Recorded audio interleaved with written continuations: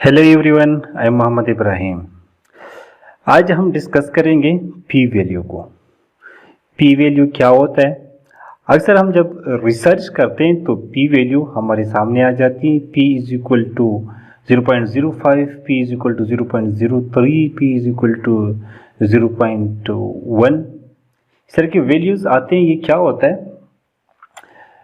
P value में P stands for probability. P-value is the probability for the null hypothesis to be true। अब ये null hypothesis क्या होता है?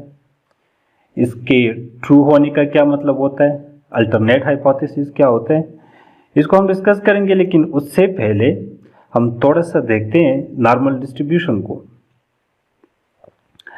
Normal distribution या जिसको हम गॉसियन डिस्ट्रीब्यूशन भी कहते हैं, ये क्या होता है? It is the probability distribution that is symmetric about the mean, showing that data near the mean are more frequent in occurrence than data far from the mean। ये जो आप देख रहे हैं, ये जो कर्व बना हुआ है, इसको बेल कर्व भी कहते हैं। इसके सेंटर में मोस्टली जो डेटा है वो सेंटर में पड़ा हुआ है। पेरिफेरी में जब हम जाते हैं तो डेटा कम होता जाता है। For example, up to 1 standard deviation, एक तरफ पे 34.1% एंड दूसरी तरफ पे 34.1% ये डेटा पड़ा हुआ है। Total two 1 standard deviation 68.2% data पड़ा हुआ है। फिर अप टू 2 स्टैंडर्ड डिविएशन 13.6%, एक तरफ 13.6%, दूसरी तरफ पे डेटा पड़ा हुआ है। मतलब सेंटर पे आपका डेटा ज़्यादा पड़ा हुआ है और पेरिफेरी में जब जाते हैं तो वो डेटा कम होता जाता है। अभी इसके साथ पी वैल्यू का क्या ताल्लुक है कि जब हमारे साथ पी वैल्यू आता है उससे पहले हम एक लेवल सेट करते हैं जिसको हम सिग्निफिकेंस लेवल कहते हैं। फॉर एग्जाम्पल 95%, मतलब 0.05। तो अगर 0.05 पेरिफेरी में आता है, अगर उससे डेटा लाई करते हैं उससे बाहर, तो हम नल हाइपोथेसिस को रिजेक्ट करते हैं। मतलब ये डेटा मीन से बहुत दूर पड़ा हुआ है। तो इसको डिटेल में डिस्कस करते हैं, लेकिन सिर्फ ये देख ले कि this is the normal distribution. Centre पे डेटा ज़्यादा पड़ा हुआ है और पेरिफेरी में कम पड़ा हुआ है। इसको हम नॉर्मल डिस्ट्रीब्यूशन कहते हैं। और डेटा इस तरह डिस्ट्रीब्यूट होता है, अप्रॉक्सीमेटली इस तरह का डिस्ट्रीब्यूट होता है इन दी नॉर्मल डिस्ट्रीब्यूशन। अब आते हैं toward the null hypothesis and alternate hypothesis. Null hypothesis क्या है? नल हाइपोथेसिस, जब भी हम रिसर्च करते हैं तो एक हाइपोथेसिस होता है कि या ये काम जो है ये होगा या ये नहीं होगा। नल हाइपोथेसिस को जब हम डिफाइन करते हैं, इसको डिनोट करते हैं विद H0। हम कहते हैं कि null hypothesis treat everything same, everything equal. Alternate hypothesis treat everything not equal and different. इसका मतलब क्या है?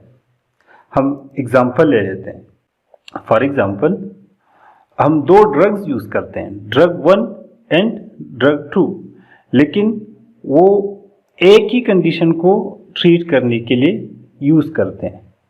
तो अब हम जब रिसर्च करते हैं इस पे, तो हमारा हाइपोथेसिस क्या होगा? नल हाइपोथेसिस क्या होगा? हमने कहा कि null hypothesis treat everything same. तो नल हाइपोथेसिस हमारा होगा कि drug 1 and drug 2 have same effects और there is no difference in the effects of drug 1 and drug 2। हमने कहा था कि null hypothesis treat everything same. कहते हैं कि ड्रग 1 एंड ड्रग 2 इसके इफेक्ट्स में कोई फर्क नहीं होगा। और इसका अल्टरनेट हाइपोथेसिस वो कहते हैं कि there is difference in the effects of drug 1 and drug 2। Drug 1 का इफेक्ट ज्यादा था या ड्रग 2 का इफेक्ट ज्यादा था, ड्रग 1 अच्छा है या ड्रग 2 अच्छा है, but there is difference in the effects of these two drugs. दूसरा एग्जांपल ले लेते हैं नल हाइपोथेसिस और अल्टरनेट हाइपोथेसिस का, कि कोविड-19 pre and post Covid mental health situation of university students. University students का मेंटल हेल्थ सिचुएशन कोविड से पहले किस तरह था, कोविड के बाद किस तरह था। तो उसके लिए हम null hypothesis and alternate hypothesis हमारे क्या होंगे। हमने कहा था कि null hypothesis treats everything same. तो इधर हमारे साथ there is no difference in pre and post COVID mental health situation of university students. Alternate hypothesis क्या होगा, there is difference in pre and post COVID mental health situation of university students. Null hypothesis कहता है कि कोई difference नहीं है, same है। Covid से पहले भी मेंटल सिचुएशन उसी तरह है और कोविड के बाद भी उसी तरह है, कोई चेंज नहीं होगा। अल्टरनेट हाइपोथेसिस वो कहते हैं कि there is difference in pre and post Covid mental health situation of university students. मुख्तलिफ किस्म के टेस्ट यूज होते हैं पी वैल्यू को फाइंड आउट करने के लिए। इस तरह टी टेस्ट है for comparison of means, F test है for comparison of variance, ANOVA है एनालिसिस ऑफ वेरिएंस। इससे हमारे साथ पी वैल्यू आ जाती है। The final result is judged on the P value obtained. जो हमारे साथ वैल्यू आ जाती है उसकी बेस पे हम कहते हैं कि ये जो चेंजेस आए हैं या चेंजेस आए हैं या नहीं है, या वो चेंजेस सिग्निफिकेंट है या नहीं है। अब पी वैल्यू कितनी होती है और उसका मतलब क्या होता है। P value can take any value from 0 to 1। 0 से लेकर 1 तक कोई भी वैल्यू हो सकते हैं, 0.1, 0.2, 0.3, 0.9, 1 तक कोई भी वैल्यू आ सकती है। अब अगर P वैल्यू 0.1 है, 0.1 का मतलब 10 और 100। इसका मतलब क्या होगा कि अगर हम ये एक्सपेरिमेंट 100 टाइम रिपीट कर लें तो 10 out of 100 times the null hypothesis will be true. Null hypothesis treats everything same, मतलब there will be no change. बाकी 90 टाइम्स वो कहेंगे कि there is change, there is difference. अगर 0.3 आ गया 30/100 तो उसका क्या मतलब होगा कि if we repeat the experiment 100 times, 30 out of 100 times the null hypothesis will be true. 100 में से 30 मरतबा हमारे साथ रिजल्ट ही आएगा कि there is no change, null hypothesis true. और बाकी 70 टाइम्स वो रिजल्ट आएगा कि देयर इज डिफरेंस। अगर P वैल्यू हमारे साथ 0.05 आ गया 5/100 तो उसका क्या मतलब होगा, तो उसका मतलब होगा कि if we repeat an experiment 100 times, 5 out of 100 times the null hypothesis will be true. 100 में से 5 मरतबा हमारे साथ रिजल्ट आएगा कि the null hypothesis is true, मतलब there is no change in first and second situation. बाकी 95 टाइम्स हमारे साथ रिजल्ट आएगा कि there is change in situation 1 and situation 2, in experiment 1 and experiment 2, in drug 1 and drug 2। अब इसकी significance हमने कहा था कि रिसर्चर जो है वो एक्सपेरिमेंट स्टार्ट करने से पहले अपने लिए एक सिग्निफिकेंस लेवल रखते हैं, जिसको अल्फा वैल्यू भी कहते हैं। मेडिकल साइंसेज में, मेडिकल रिसर्चेज में मोस्टली 3 सिग्निफिकेंस लेवल्स यूज होते हैं, 90%, 95%, 99%। इसके बीच भी हो सकता है, लेकिन मोस्टली ये 3 यूज होते हैं। इससे कम भी हो सकता है, लेकिन अगर हम 90 से कम करते हैं तो फिर आपके रिजल्ट्स वो इतने अच्छे नहीं होते। Significance of P value,